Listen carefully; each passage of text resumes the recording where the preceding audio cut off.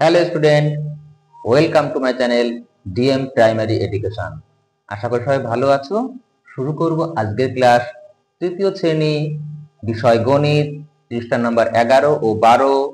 রেলগাড়ির বগিতে সংখ্যা লিখি, যোগ বিয়োগ গুণ ও ভাগ। অর্থাৎ আজকে আমরা যে বিষয়গুলি শিখবো তার প্রথমটিতে আছে রেলগাড়ির বগিতে সংখ্যা লিখতে হবে বিন্যাস দেখে দেখে, আর তার পরের পৃষ্ঠাতে আছে যোগ বিয়োগ গুণ ও ভাগ। চারটি প্রক্রিয়াই আছে।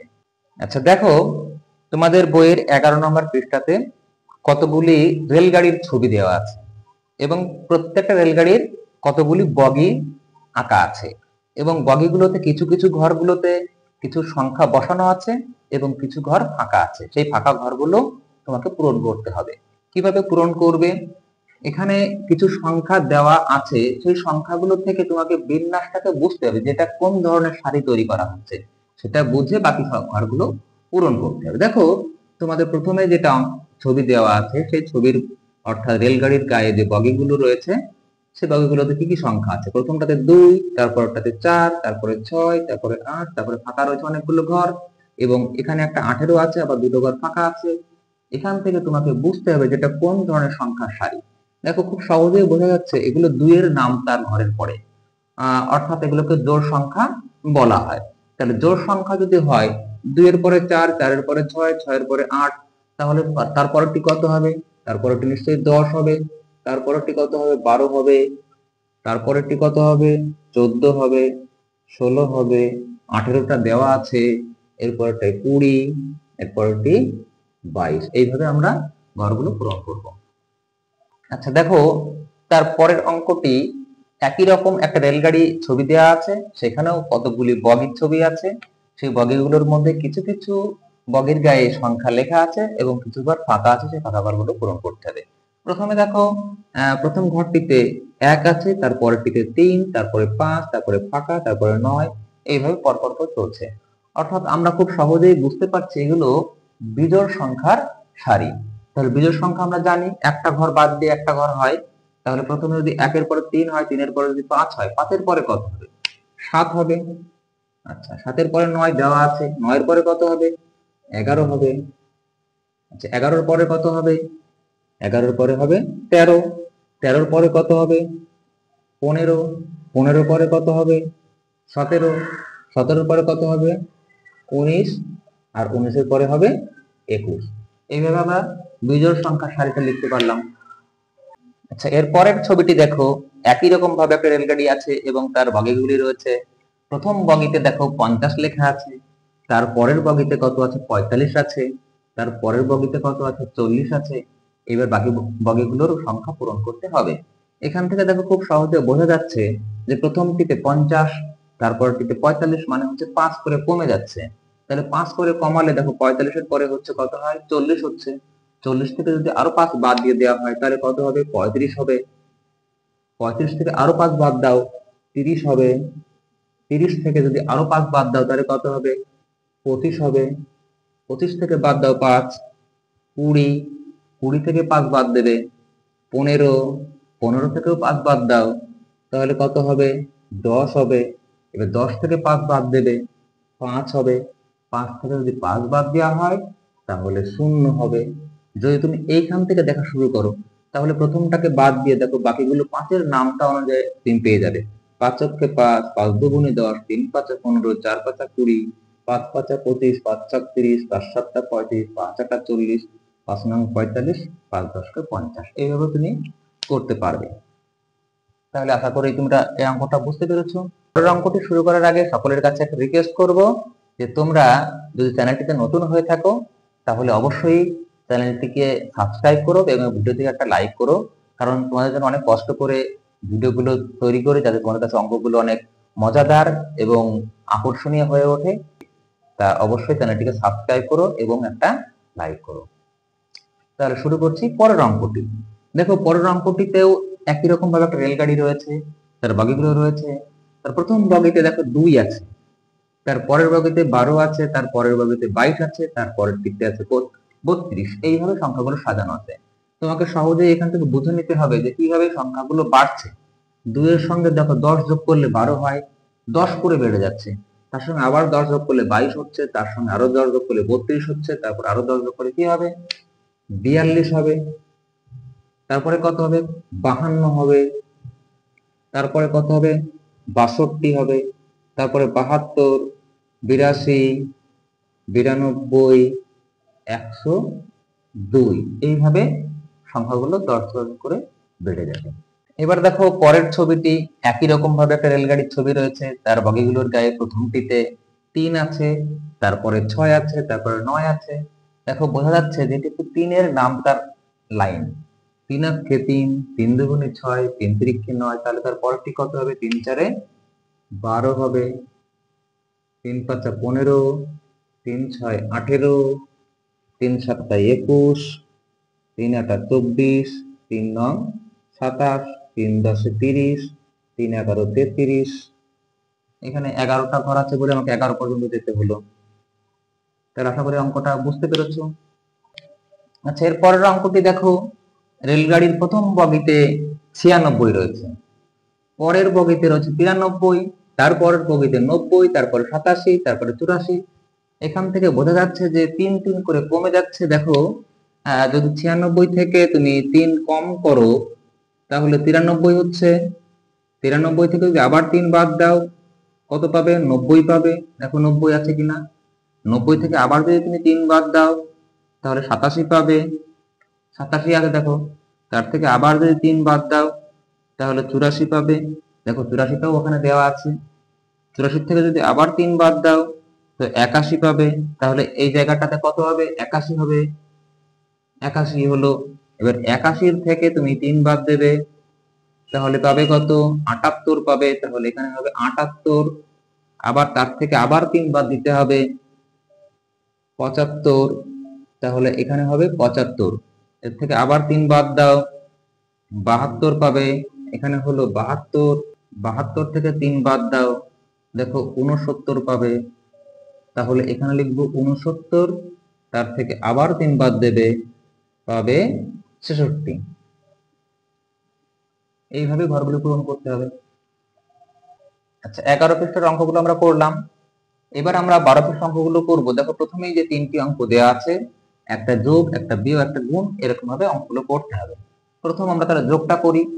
যোগ তোমরা ক্লাস 1 2 তেও শিখেছো, যোগ কোনো কঠিন বিষয় নয়। দেখো তবু আমরা একটু অন্যভাবে যোগটাকে শিখবো। এখানে 8, এখানে 7 আছে, যোগ করতে হবে। এবার যখন পাতাবে তখন খেয়াল করতে হবে যে উপরে দেখো, যখন পাতাবে তখন খেয়াল করতে হবে যে উপরে দেখো দুটি সংখ্যা আছে, এককের ঘর আছে, দশকের ঘর আছে। তোমার বই থেকে এগুলো সব পাতানো নেই, কিন্তু যোগ বিয়োগ গুণ ভাগ যাই করো না কেন একক দশক স্থানীয় মান পাঠিয়ে তারপর অঙ্কগুলো করবে, তাহলে সঠিক এবং নির্ভুল হবে। তাহলে তোমাকে কি করতে হবে? প্রথমে যখন পাতালে 28, 2.28 পাতিয়েছো, তারপরে যখন 7টা পাতাবে তখন 7টা কোন ঘরে পাতাবে? দশকের ঘরে না এককের ঘরে, সেটা খেয়াল রাখতে হবে। যদি ভুল করে তুমি দশকের ঘরে পাতিয়ে দাও তাহলে উত্তর কিন্তু হবে না। এককের ঘরে কেন পাতাবো? কারণ 7 একটাই সংখ্যা, সেই জন্য এককের ঘরেই বসাবো। এবার যোগ করো, 7 আর 8 মিলে কত হচ্ছে? 15। 15-র 5, এইখানে দশকের ঘরে 1 রয়ে গেল, এই 1 আর এই 2 মিলে 3 হলো। এবার চলে আসি বিয়োগের অঙ্কটাতে। ঠিক একই রকম প্রথমে পাঠিয়ে নিলে 7 থেকে 4 বিয়োগ করে কত পাবে? 3 পাবে। আর এখানে 3টা এমনিই বসে যাবে।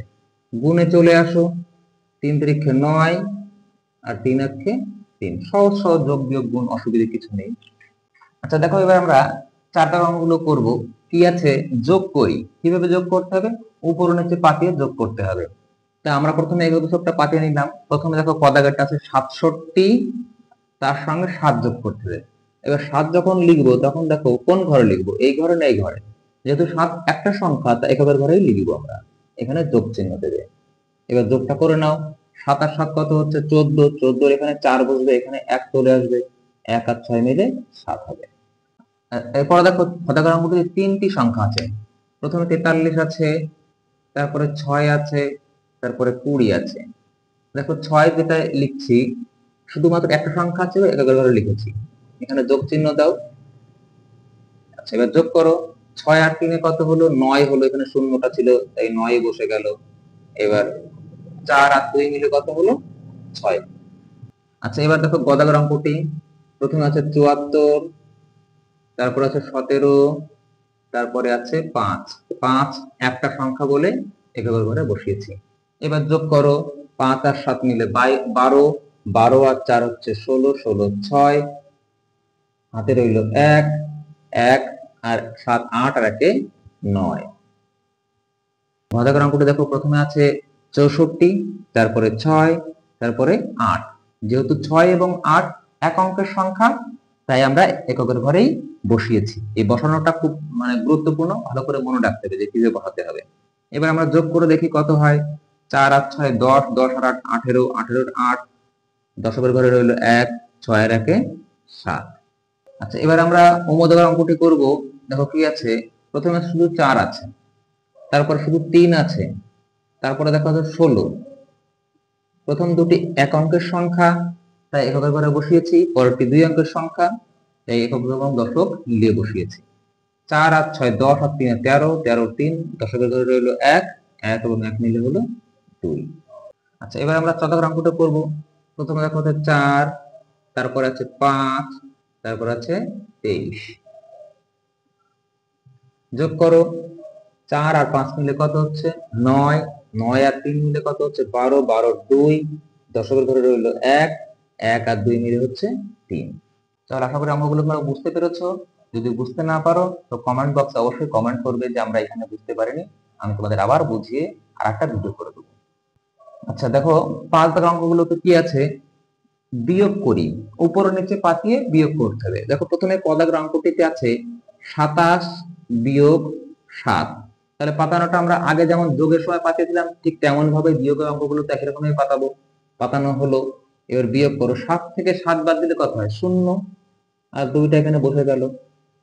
আচ্ছা, এবার খ দাগের অঙ্কটি দেখো কি আছে, 47 থেকে 15 বিয়োগ করতে হবে। 7 থেকে 5 বাদ দিলে দেখো 2 হচ্ছে, 4 থেকে 1 বাদ দিলে 3 হচ্ছে। খুব সহজ বিয়োগ। আচ্ছা, এবার আমরা গ দাগের অঙ্কটি করবো। দেখো কি আছে, একক দশক 74 থেকে 5 বিয়োগ করতে হবে। এই বিয়োগটা একটু ভালো করে শিখতে হবে। এই বিয়োগগুলো খুব সহজ ছিল, কিন্তু এই বিয়োগটা এটাও সহজ কিন্তু একটু অন্য ধরনের। দেখো প্রথমে এখানে 4 আছে, তার 4 থেকে 5 বিয়োগ করতে হবে। এই 4টা হলো কি, 4 হচ্ছে এককের ঘরে রয়েছে, মানে মনে করো এটা 74 টাকা, এটা 5 টাকা বিয়োগ করতে হবে। তোমার কাছে 74 টাকা আছে, তার থেকে তুমি 5 টাকা খরচ করবে। তাহলে তুমি কিভাবে খরচটা করবে? 4 টাকা তোমার কাছে খরচা, 1 টাকার কয়েন 4টে রয়েছে, কিন্তু তোমাকে দিতে হবে 5টা, কিন্তু 5টা তো তোমার কাছে নেই। তাই তুমি কি করলে, একটা 10 টাকার নোটকে তুমি খরচা করে নিলে। তার ফলে তোমার কাছে 10টা 1 টাকার কয়েন হলো, আর 4টে 1 টাকার কয়েন আগের থেকেই ছিল, সব মিলে 14টা 1 টাকার কয়েন হলো। আর 10 টাকার নোট 7টা ছিল, এটা এখন 6টা হয়ে গেল। দেখো আবার ভালো বুঝে নাও, 7টা 10 টাকার নোট ছিল, তার থেকে একটা 10 টাকার নোট তুমি বের করে নিয়ে তাকে খরচা করেছো, তাহলে 10টা 1 টাকার কয়েন হলো। সেই 10টা 1 টাকার কয়েন আর এখানে 4টে কয়েন আগে থেকেই ছিল, এই মিলে মোট 14টা 1 টাকার কয়েন হলো। আর 10 টাকার নোট 7টা ছিল, তার থেকে একটা নোট তুমি খরচা করে ফেলেছো, তাই এখানে 6টা নোট আছে। এবারে 14টা 1 টাকার কয়েন থেকে তুমি 5টা 1 টাকার কয়েন দোকানদারকে দিয়ে দাও, দেখো কটা থাকে, 9টা থাকবে। আর এই 10 টাকার নোট 6টা ছিল, 6টাই লিখে দিতে হবে। এইভাবে বিয়োগগুলো করতে হবে। ঘ দাগের অঙ্কটি করবো। কি আছে, 48 বিয়োগ 14। এটা খুব সহজ বিয়োগ। 8 থেকে 4 বাদ দিলে 4, 4 থেকে 1 বাদ দিলে 3। আচ্ছা, এবার আমরা উপ দাগের অঙ্কটি করবো। কি আছে, 55 থেকে 12 বাদ দিতে হবে।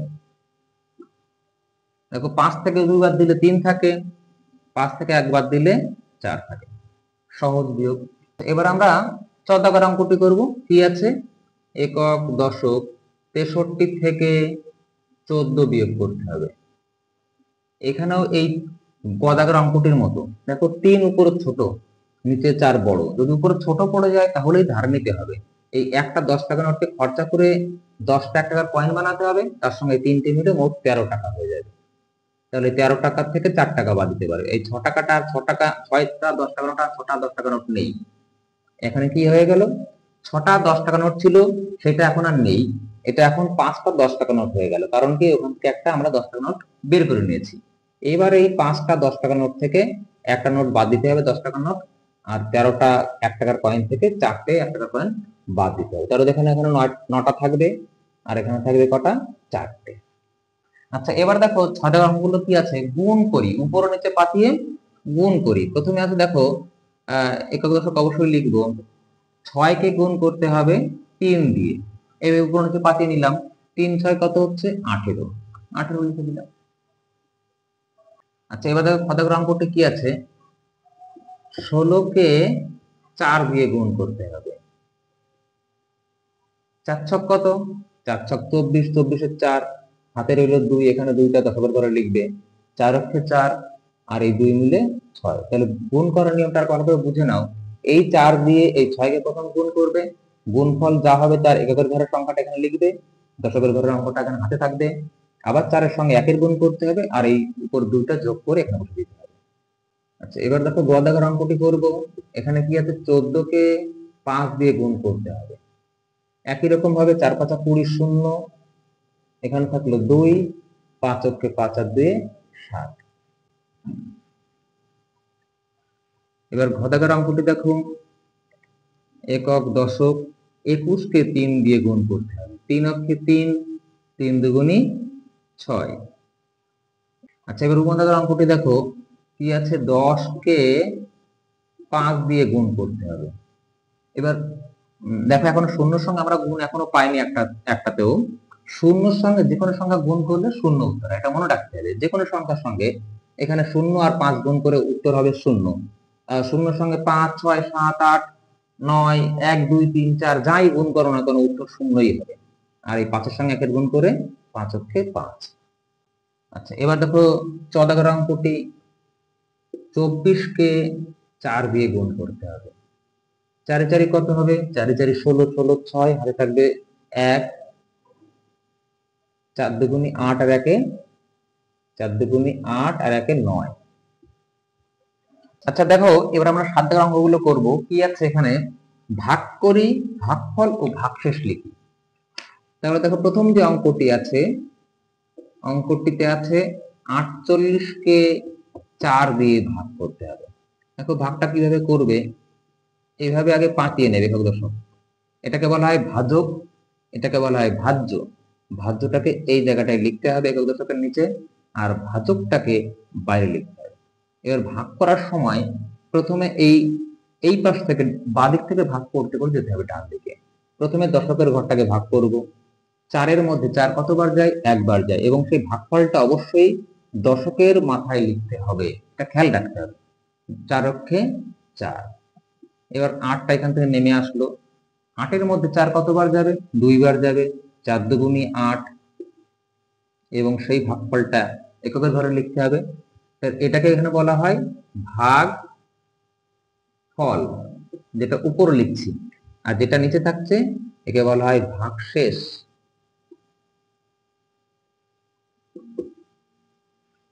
আচ্ছা এবার দেখো খ দাগের অঙ্কটি করব। কি আছে এখানে, 55 কে ভাগ করতে হবে 5 দিয়ে। ঠিক একই রকম ভাবে একক দশক, এখানে 5 লিখলাম, এখানে 55 লিখলাম।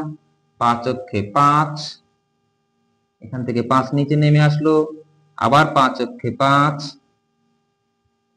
0। এটা হলো ভাগফল, এটা হলো কি ভাগ শেষ। শেষ ভাগ কি আছে, 49 কে 3 দিয়ে ভাগ করতে হবে। দেখো একক দশক ভাজককে 3 এইখানে লিখলাম, আর 49 ভাজ্যকে এই জায়গাতে লিখবো। আচ্ছা প্রথমে আমরা 4 এর মধ্যে 3 এর কতবার যায় সেটা গুনবো। 3 অক্ষে 3, 3 দুগুণী 6, 6 বেশি হয়ে যাচ্ছে, তাই 3 অক্ষে 3 এখানে লিখবো। বিয়োগ করে যে 1 পেলাম তার পাশে এখানে 9 এসে 19 হলো। আচ্ছা এবার 19 এর মধ্যে 3 কতবার যাবে? 3 6 18, 3 6 18, 3 7 21 বেশি হয়ে যাচ্ছে, তাই 18 লিখলাম। এবার বিয়োগ করো, বিয়োগ করে এখানে পেলাম কত? 1। এই জায়গাটা দেখো ভাগশেষ কিন্তু শূন্য আসেনি, এখানে ভাগফল হলো 16। ভাগফল, এইটা একটু ভাগফল, আর এটা কি ভাগ শেষ। আচ্ছা এরপরে দেখো 8 দাগের অঙ্কগুলো রয়েছে। একই রকম ভাবে ভাগ করি এবং ভাগফল ও ভাগশেষ লিখি। আমি 7 দাগের অঙ্কগুলো যেভাবে করে দিয়েছি তোমরা 8 দাগের অঙ্কগুলো ওইভাবেই করবে এবং করে আমাকে কমেন্ট বক্সে জানাবে যে তোমরা ঠিকঠাক করতে পেরেছো কিনা। এটা তোমাদের হোমওয়ার্ক থাকছে, এটা আমি আর করে দেবো না। ঠিক এরকম ভাবে মিলিয়ে মিলিয়ে তোমরা 8 দাগের অঙ্কগুলো করবে। তাহলে আজকের ক্লাস এখানেই শেষ করছি। সবাই ভালো থেকো, সুস্থ থেকো, দেখা হবে পরের ক্লাসে।